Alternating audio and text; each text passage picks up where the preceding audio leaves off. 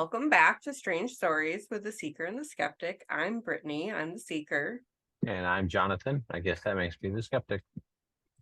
Today, we're going to have a really fun episode for you guys. We have my wonderful parents, Rosemary and David, with us. My parents have known each other pretty much their whole lives. They've been married for 43 years.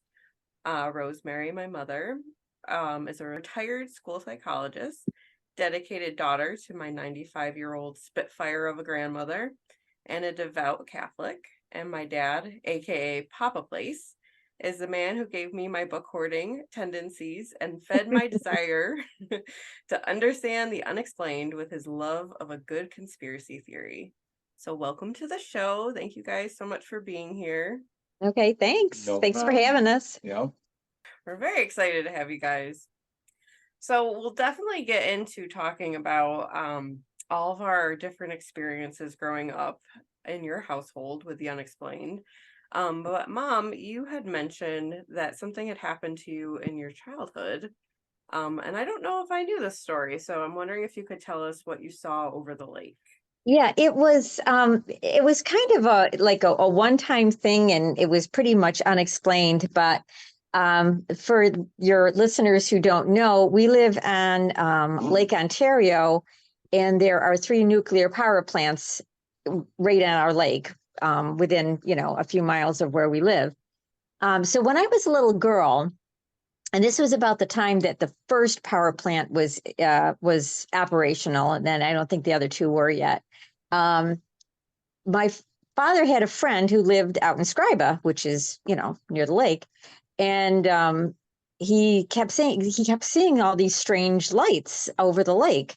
So one night we went out, and sure enough, there were strange lights over the lake. And I probably was only maybe about 8 years old or something like that. So it's kind of a dim memory, but I remember the lights didn't move like a plane.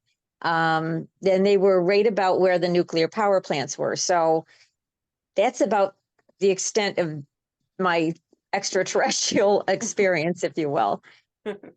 That's interesting. Yeah, I don't know if I've ever heard that story. I remember growing up, there was a story, I think, with Aunt Bobby and Aunt Me had seen something at Grandma's, right? Yes. And I did not.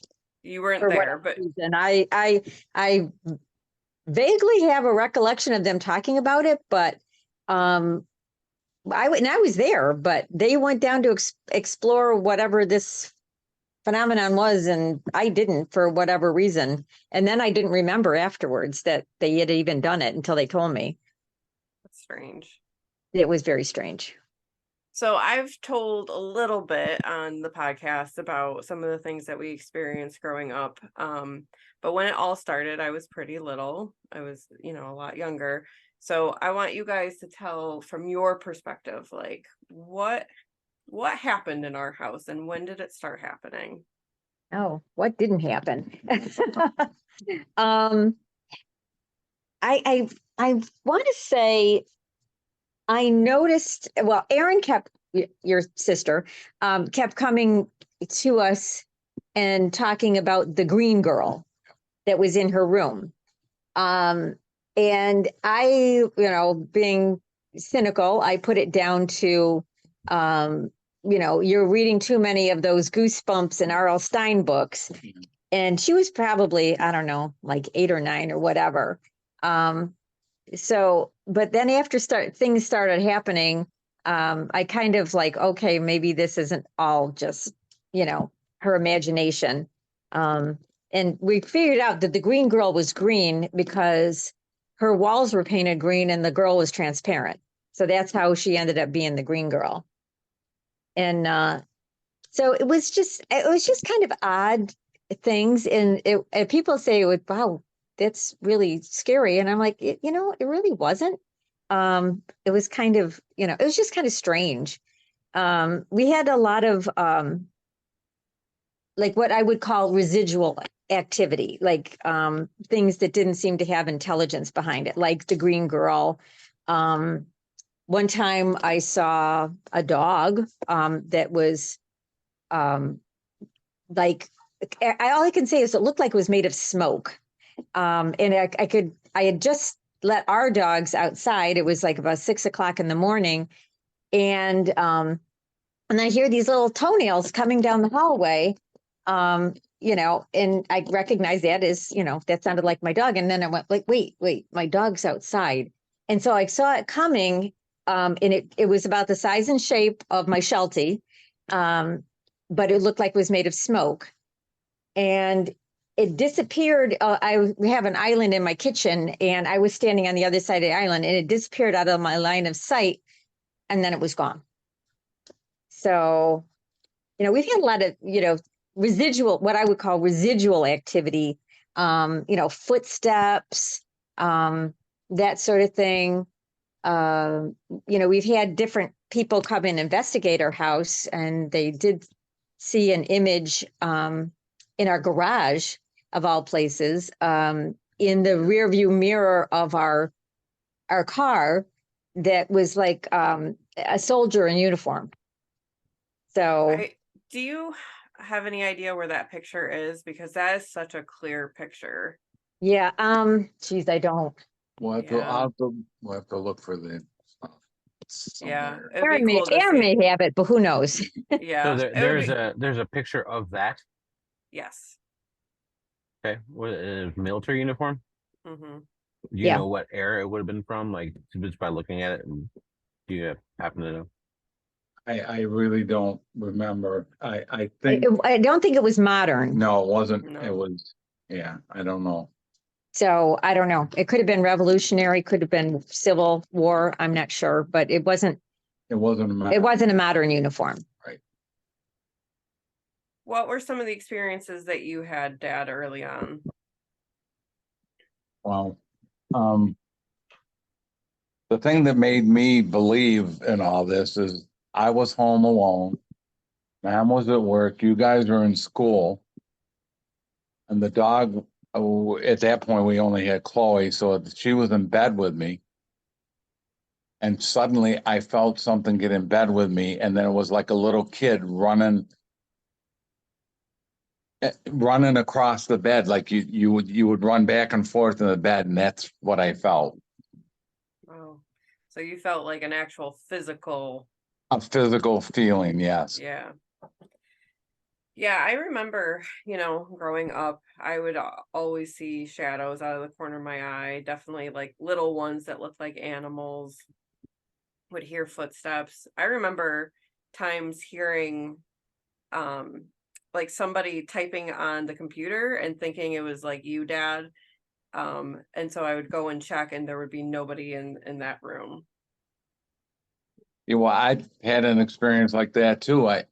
I kept hearing voices, and I knew I was the only one. Me and the dog were the only ones in the house, and we were in our bathroom.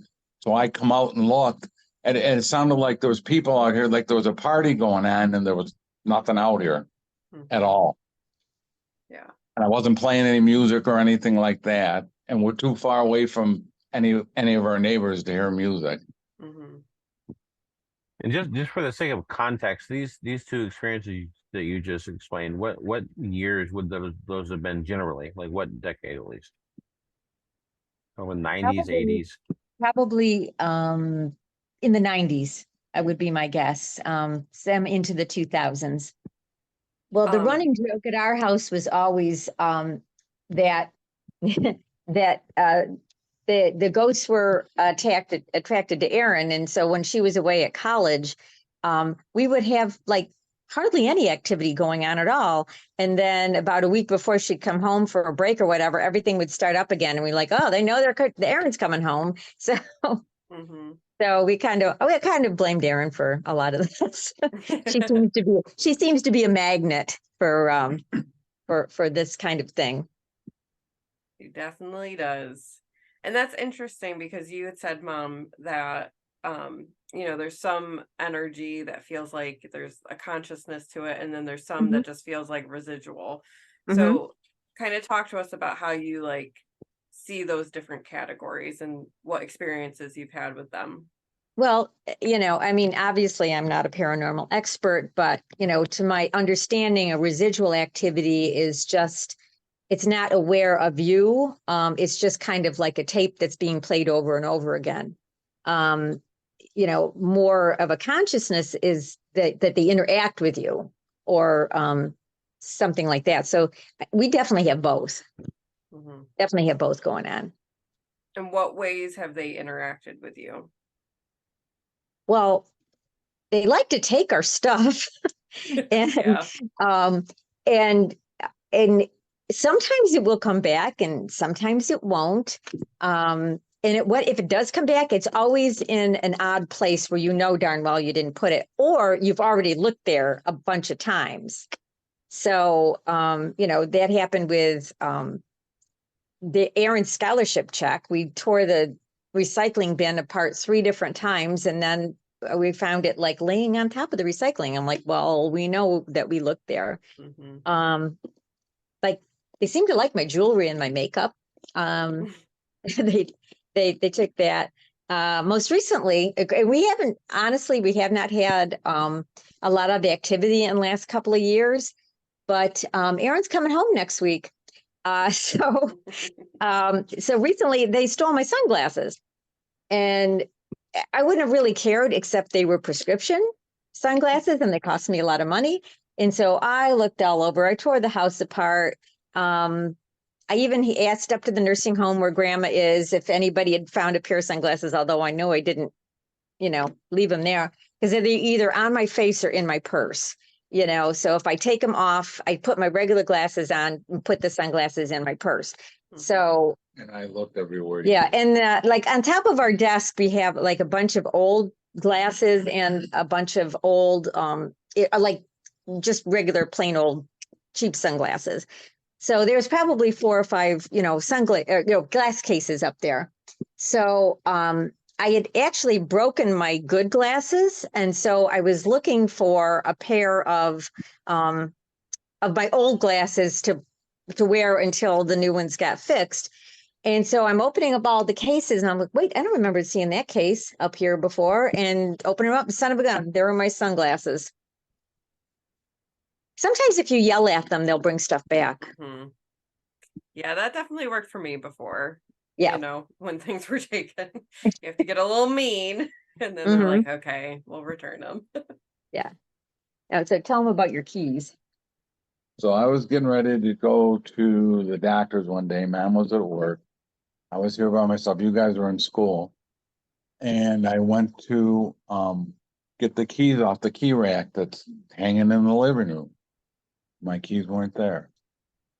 So I'm going through all my coat pockets, my pants pockets that are hanging on the coat tree. I'm looking all over the place. I couldn't find them. I ended up having to call the doctor and canceling the appointment and rescheduling it because I couldn't get there. Mhm. And then I went into my underwear drawer to get some socks, and that's where they were. And I would have never Yeah. in a million years put them in there. Yeah. That seems like a very odd place to put your keys. Yeah. So you both have mentioned that you were kind of skeptical at first, and then some experiences made you a believer. So what made you skeptical at first? Well, I think, you know, just our very traditional upbringing, you know, we were always taught there's no such thing as ghosts, and that all of this stuff was a lot of, you know, hooey. So, you know, I was very slow to believe that there was stuff going on, and I was always trying to look for a logical explanation for it. Mhm. But eventually you just kind of have to admit, okay, there's something going on here that we can't explain. Mhm. Yeah. And sometimes it wasn't always like malicious or mischievous. Sometimes they would try to be helpful. Like when I first went back to work and you guys were still little, if there was like a Monday holiday where I didn't have to go into school, and I'd still be sleeping, all of a sudden I hear a knock on the door. And I'd get up thinking it was one of you guys, and there's nobody there. And I'd look in on you, and you were both asleep. And this happened several times. So I'm thinking they're trying to let me know, hey, you're oversleeping. You're supposed to be going to school now. Right. But yeah, Being a but little alarm clock for you. yeah. And one of the things that just really sticks out in my mind happened to a former family member who will remain nameless. But I remember you were bringing stuff up from the cellar and you didn't want to go down there alone. And this person was, giving you the business about, oh, you're just, being stupid or silly or whatever. And so he went down and he was carrying stuff up and he got about the third step from the top of the stairs and he said something along the lines of, and I don't know if you may want to edit this out, but you're a bunch of pussies. And I heard, and I was probably a good 12 feet away, I heard a hiss that was like directly into his ear. And I think he leaped those last three steps in one bound. Mhm. And I was over in my chair in the living room and I heard that hiss Yeah. too. Yeah. Yeah. I think I definitely remember that. I think it was actually Aaron wanted somebody to go downstairs with her. 'Cause Okay. I don't Okay. think I was downstairs. I think I was at the top of the stairs and heard it. But I remember not too long after that happened, we had some paranormal investigators come to the house Mhm. Yep. and they were doing the light, like the flashlight kind of communication, Mhm. with yes or no questions. And I remember Yeah. they asked like, did you hiss at this? Who my mother is talking about is my ex-husband. So, which is fine. We can talk about him, but, they asked like, did you hiss at Mike? And the light went off to indicate yes. Do you guys remember that? Yeah. Uh-huh. Uh-huh. Yeah. Yep. Well, that was very obvious to me because it was loud. Yeah. Yeah. Yeah. What year would that have been? That was probably You guys were in college, college. I want to So say, because I think Aaron was, 2003. yeah, somewhere between 2002 and 2005, I'd say. Because Yeah. I think Aaron, I thought it was you, but I knew somebody had wanted stuff brought up from the basement. I think you were like about ready to go back to, Mhm. to college for the semester. Yeah, it kind of bears mentioning that you guys built that house. What year did you build the house? 1988. 88. Okay. Do you happen to know what was on the property before your house, if No, anything? as far as we knew, it was a vacant lot. So as far back as like our abstract goes, it was a vacant lot. But who knows what was here before? And this was all Indian land. That's true. This was all Native American land at one time. We're also we're right near the Oswego River, and right across the river is Seneca Hill, where there is a very famous apparition known as the Seneca Hill Ghost, which might, and it's like a woman and a young child, like a little girl running in terror, and it's been seen by numerous people. So I always have to wonder if the little girl is the green girl, because like we're right across the water from that, and I guess water is a good conduit. I don't know, Mhm. but that's what they tell me. Yes, I've definitely heard that before, that it's an amplifier for energy. So a lot of Mhm. spiritual or paranormal activity will happen, Mhm. near a river or a large body of water. Do you feel like your beliefs, in Catholicism, has that influence, or did that influence you guys in the beginning of like being a little bit more skeptical? I think so because we had a very, very traditional upbringing. In our Catholic teaching was the souls of the dead are either in heaven, hell, or purgatory. Those are your three options. And we've kind of had to expand our thinking about that. That maybe there's more to it than that. So what is your thinking about it now? I'm not sure. I think that there may be some spirits that haven't crossed over for whatever reason. The residual activity, I think, is probably not somebody's soul, but maybe just there was just some energy that got trapped in a loop. That's my feeling about that. I also, do believe that that the dead can visit us, because I think I mentioned my dream about my grandmother, Mm-hmm. which I hardly ever remember my dreams. And if I do, it's like I wake up because I woke up in the middle of the dream, and then after a few minutes it's faded and gone, or I don't remember very much. But I remember this vividly and it was probably 15 years ago or more.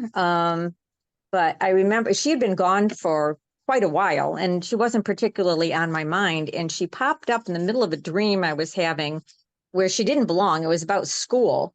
And we were sitting at these little desks, like kindergarten desks. And we were sitting there and we were talking. And I can't remember what we talked about. But I remembered that she was dead. And but I wasn't scared. I wasn't afraid of that. And I think words just fall short of the feeling that I got from her. And I remember she looked exactly like I remember her, except by the end of her life, she was all kind of hunched over with osteoporosis, and she had lost a lot of her teeth.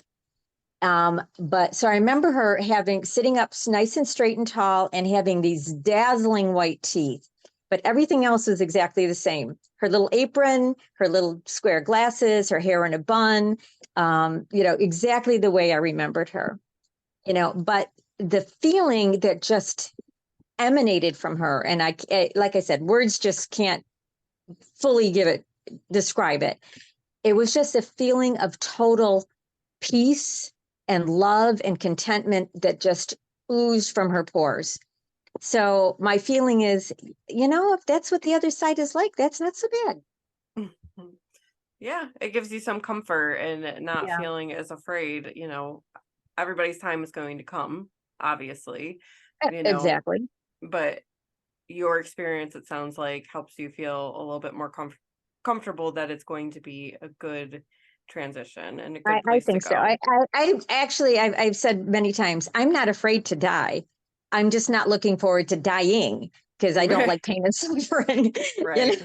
But I'm not afraid to die because I know that I have confidence that there's something on the other side that's going to be pretty good. Yeah. What about you, Dad? How have your beliefs changed since you started experiencing all of this? Well, it really cemented the thought of the afterlife, and that that contact can be made if need be. A lot of times when I'm really like either upset or out of sorts about something, I'll smell your grandmother's perfume. And Grandma Place wore one type of perfume her whole life, and that always seems to calm me down. So But it's like, I'm trying to remember. It's like it was Hovian Unitary. white. Oh, okay. White musk. Yeah, White White musk, musk. white stuff. yes. Yeah. And I remember shortly after she passed coming home and the whole house smelled Must like smell it. like that. Mhm. Yeah, I remember that. Yeah. Yeah. I was going to say, and I remember Aunt Bobby saying that when she was going in for her breast cancer surgery, she felt Grandpa in the room with her. Oh, wow. And so she knew he was there, to give her support. Mm-hmm. So Yeah, I think they can make contact if they want to or need to. I agree. For our listeners who don't know this, for about 9 months last year, I lived with my grandma, taking care of her. And so I would sleep in my grandfather's room. And there was a lot of times where I felt his presence in there, that he was trying to make contact with me. There was times where he would like tickle the back of my neck to kind of let me know that he was there. But Mhm. there was a lot of nights where I'm like, Grandpa's in here with me. I can feel him. Yeah. And that would be good. That would be Grandpa. Yeah. And for just the sake of getting it down, these are definitely, you guys are describing positive experiences you have, positive feelings. None of this is anything that would be considered something trying to scare you in any way, any kind of like, there's not, right? Am I wrong with that?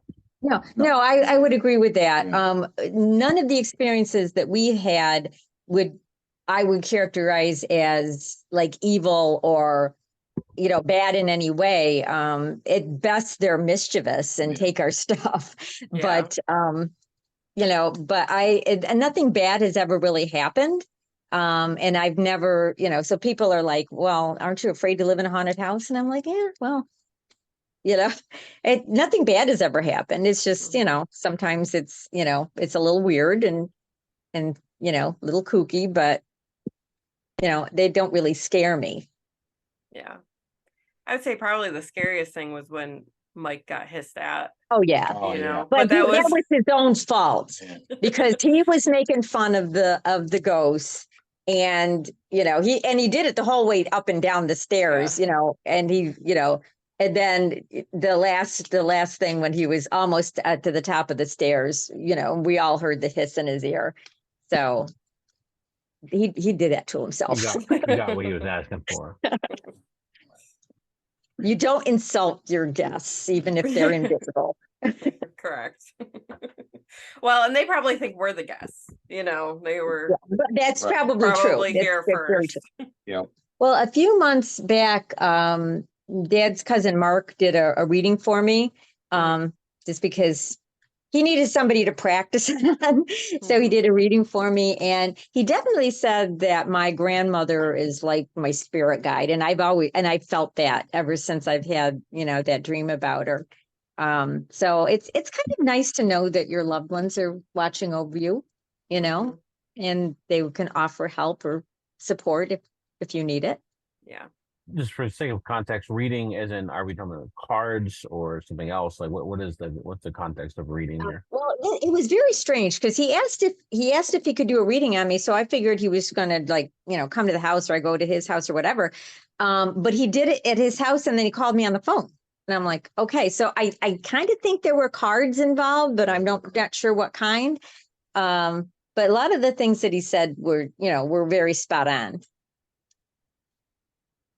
Yeah, I think he does a kind of a mixture of different types of readings where it's very intuitive, but I think he uses cards to kind of help with the messages as well. And Mark will be on our show at some point. We have an interview scheduled with him, so look forward to hearing more of his stories for sure. Dad, have you ever seen any UFOs or anything? No, Okay. no. Sometimes I Well, don't know. I'm not sure if I really want to, or with all the stuff that I've read. But no, I'll tell you one. I'll tell you something about that though. From the time I was 13 to the time I was 18, I had a dream that your Uncle Ray and I were being chased by aliens through the house constantly, every single night for those 5 years. It was the same dream. that's interesting. I don't even know what that means, but there you have it. Yeah, and where that came, why that started happening. That's Right. interesting. Because at Were that point, I was only, well, it's from 13 to 18. Mhm. I hadn't read a lot of the UFO stuff and the things that I've read now,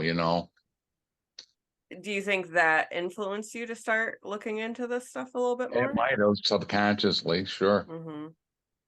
Tell us about some of the things that you have read about, like UFOs and.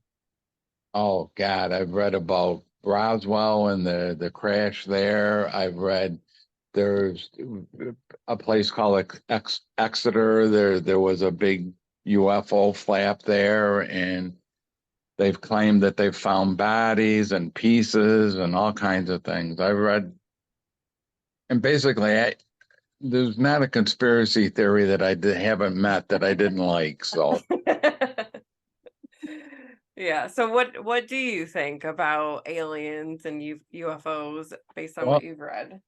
because of all the experiences we've had here and stuff like that, I think that the universe and the universes beyond our universe are too big for God to have just made us and angels. I think that there are aliens.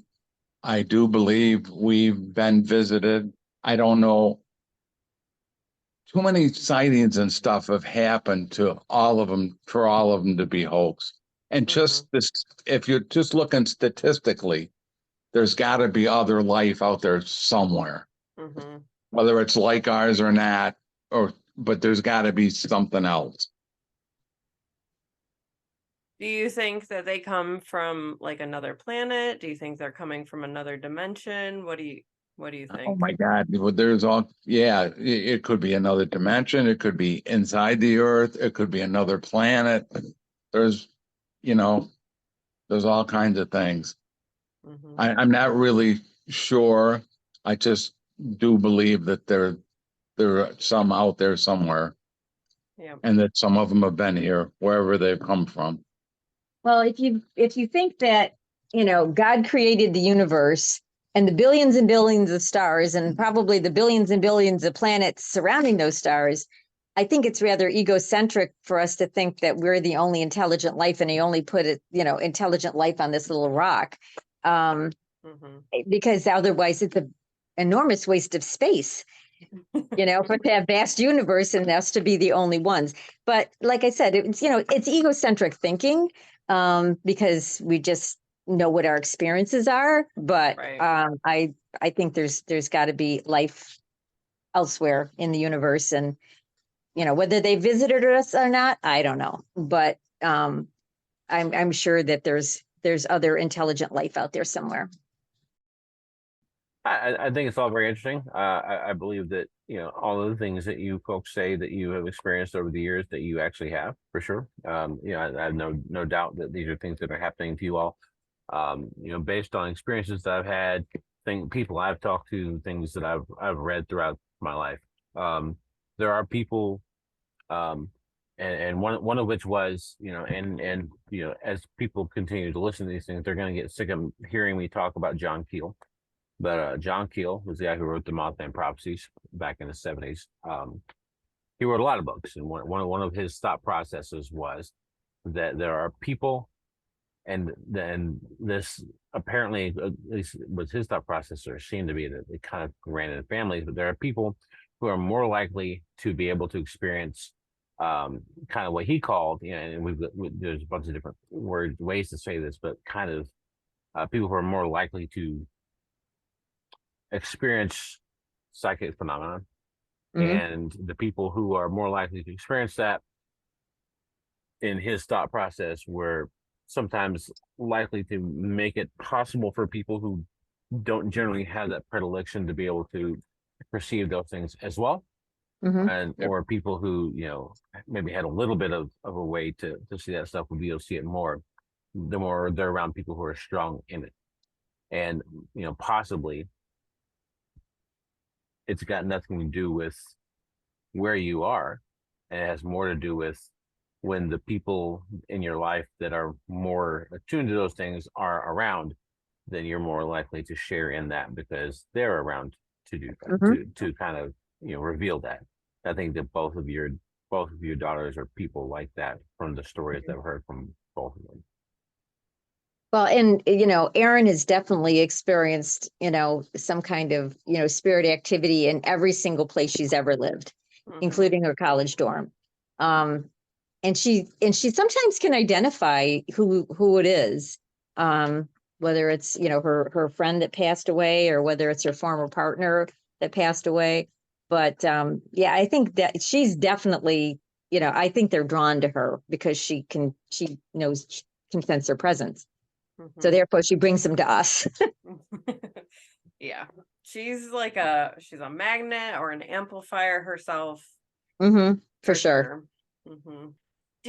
So we all watched the Hellier documentary. Uh-huh. Did you notice any kind of weird activity picking up after watching that for you guys? Well, maybe that was about the time I lost my sunglasses. Yeah. I don't. Yeah. Well, I mean, honestly, we haven't had much activity in a long, long time. And of course, Erin hasn't been home in 3.5 years. So I I kind of put it down to that, but hey, maybe it was the Hellier episode. I don't know, because that was right about the time my sunglasses went missing. Yeah, I mean, it could be either. I just know for me, after we watched that whole series, weird stuff started happening here that never Mm, happened before. I'd been living here for 6 months prior to watching that and had no experiences, and then all of a sudden somebody's messing with the lights in the bathroom on me, and I'm seeing things out of the corner of my eye, and you know I don't know if watching that kind of like brought things to the surface again or what happened, but it just definitely feel like something happened after watching that. mm-hmm. Well, I mean, that Could was very well also be. the same time frame that we started watching Twin Peaks. That's And true. not sure if you guys have ever watched Twin Peaks, We way we back in the watched it day. Yeah. from beginning to end. We watched it. Yeah, it was very strange. Yeah. And there's Yes. a lot of so David Lynch, the guy who created and directed and co-wrote all of Twin Peaks, is a lifelong practitioner of transcendental meditation. He had a lot of research with Masonic stuff, and there's a lot of Masonic imagery in that show. The idea of the White Lodge versus the Black Lodge, all that stuff. That all comes from the magical side, quote magical side of Masonry, and that you could make an argument that show that Twin Peaks itself can also be kind of an initiation into things like this. Mm-hmm. Yeah. And then we started this podcast. So I think we were initiated into something. Yeah. So has weird stuff been happening since you started your podcast? Yeah, I mean, it's very strange, but it mostly happens when Jonathan is not here for me. If he's gone, all of a sudden there's strange things happening. Like, um, this piece of paper moved, like I was looking right at it. There's no wind near it. I'm not moving. Nobody else is in the house, and it just moved like pretty significantly the other day when he wasn't here. And I was like, what the hell? And hearing things, and John did say that he's seen things out of the corner of his eye a lot, and before we started watching Twin Peaks or Hellier, but I had not experienced anything here until that. So something opened up. Mm-hmm. It Well, doesn't and feel I know that we shared that, nothing bad has ever happened to us, but I do believe that there are, bad entities out there. Oh, absolutely. And so, I think one needs to be very careful about opening things up, like, using a Ouija board or something like that. I think you can open a whole can of worms that you don't know what to do with once it's open. So we stay away from all that kind of stuff. yeah. It doesn't, the energy here doesn't feel bad or anything like that. It feels like you said, it feels a little mischievous, like you're messing with me with the lights, like you're turning them on and off, to kind Uh-huh. of mess with me, but it doesn't feel like harmful in any kind of way. No. How did like the negative entities, how does that kind of fit into your spiritual beliefs? Well, if we believe that, there's a heaven and there's a hell, I, I don't know if it's a physical place, more of than a state of being, if you will. But I think there are definitely you know, fallen angels and demons out there that attack people or possess people or things like that. I believe that that's a real thing. Um, Fortunately for us, that has not been our experience, but I know some people have had very, very bad experiences. So we've just been lucky that it's just been positive. It's just been positive. It's just, just kind of sometimes a little spooky, but Mhm. you get used to it after a while. Yeah. Do you feel like anything like protects you from negative entities? I think my faith does. I wear a cross every single day of my life. I carry a bottle of holy water in my purse. So, bless the cars every time we take a trip, so, Mhm. I really feel, that my faith protects me. Mhm. And I think that, if there are evil entities out there, I think they attack people who are vulnerable, that, may be Or hurting in some way, emotionally or spiritually or something like that. Mhm. Yeah. So, I mean, I hope I'm not, like shooting myself in the foot by saying that, but, um, I, um, I think my faith plays a big role in keeping the evil entities away. God's got my back. Well, thanks for talking with us, guys. Well, thanks for having us on. really. It's good to have this forum where people can share their stories and not have other people think they're crazy. And Yes. and to have people that will take them seriously, because sometimes you don't want to tell people about your experiences because they'll think you're nuts. Which So is definitely a huge reason why we're doing this. And, the more that we're doing this and the more that we're reaching or having people reach out to us, the more I realize that probably most people have had some kind of Some kind of unexplained experience mhm. in some way, so it's like if we can all talk about it, then maybe we can make a little bit more sense of it, and Mhm. we don't have to feel so crazy when these things happen to us. So that's the goal here. Well, thank you guys so much for coming on. We really appreciate having you. Yeah, And well, and thank you for having us. Yeah. yeah. Just a side note, I Yes. bought the Hellier book. Of Oh, course he did. did we know there was a book, Jonathan? There's a book. Hellier down, Hellier below, or something like that, and it's Oh, we didn't know that. written by the three aliens, Risk, Oh, Cold, and Thor. There, whatever the hell his name's, Thor Valiant. Valiant Thor. Valiant Thor, I have yes. to look this up. I've not oh seen my. this. Yeah. Yeah. Well, there's not a book in print that your father doesn't want. Yeah, Now- well, we understand this. Did you guys watch the second season? You watched the whole show, right? We watched the whole Yep. show, yeah. Yep. Well, I am right now about 40 pages into Secret Ciphers of the Euphonauts, which features pretty heavily in the second, in both of them, really. Yep. Mostly the second one by Alan Greenfield. And that so far has been extremely interesting. Alan Greenfield is a super, super interesting guy for sure. He's got a lot of knowledge. Yeah, I thought my head was going to explode by the time I got to the end of that, because Right. I just I don't even know what to think about all of this. Mhm. And then Greenfield, when they were talking to Greenfield, he goes, "Oh yeah, you're being guided by the third whatever there," and I'm going, and he's talking about it like, "Oh yeah, it's like it's okay, yeah, Yeah, every day." no big deal. Yeah.